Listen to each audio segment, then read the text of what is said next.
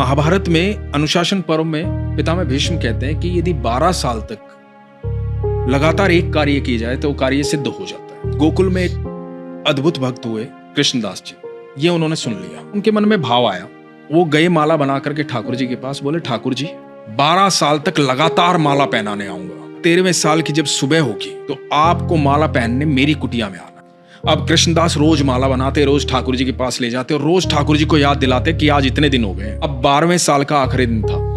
ठाकुर जी को बोले ठाकुर जी कल आपकी बारी है, कल 13वें साल की पहली सुबह है और यदि कल आप नहीं आए तो मैं कभी आपके पास नहीं आऊंगा। भोजन की तैयारी की, सारी रात लगे रहे। सुबह प्रातः काल इंतजार करने लगे कि ठाकुर जी अब आएंगे अब आएंगे। शाम हो गई, ठाकुर जी नहीं आए।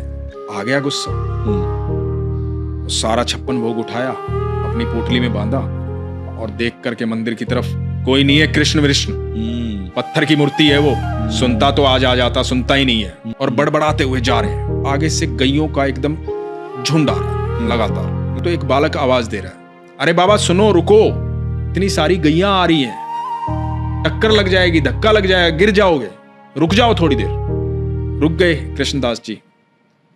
तो बालक बोला कि बड़ी खुशबू आ रही है आपके झोले से, खाना खाया नहीं आपने शायद, तब तक गैया जाए बैठ के खा लो। बोला नहीं मुझे नहीं खाना। क्या हुआ, क्या बात हुई? लाडला है ना वो कन्हैया, अरे बहुत नखरे हैं उसके।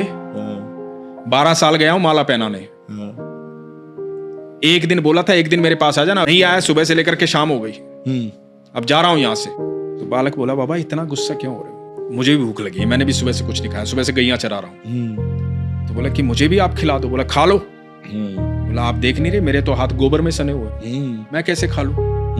आप अपने हाथों से खिला दो। अब एक एक कोर खुद खा रहे हैं, एक एक कोर उस बालक को खिला रहे हैं। अब उस बालक को जब 2-3 कोर खिलाए ना तो बालक की आंखें लाल हो गई, आंखों में आंसू बह रहे हैं। कृष्णदास ने देखा, कृष्णदास ने कहा कि तुम रो क्यों रहे हो? भूख लगी थी, खाना खिला तो रहा हूं, रो क्यों रहे हो?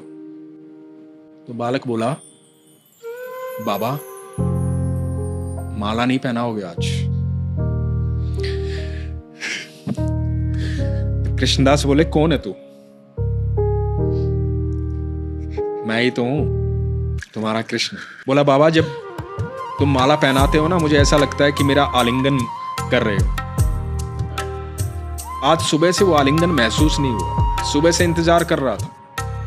भक्तों ने बहुत भोग लगाया और मैंने किसी के हाथ का खाना नहीं खाया, मुझे मेरे कृष्णदास के हाथों से खाना खाना था।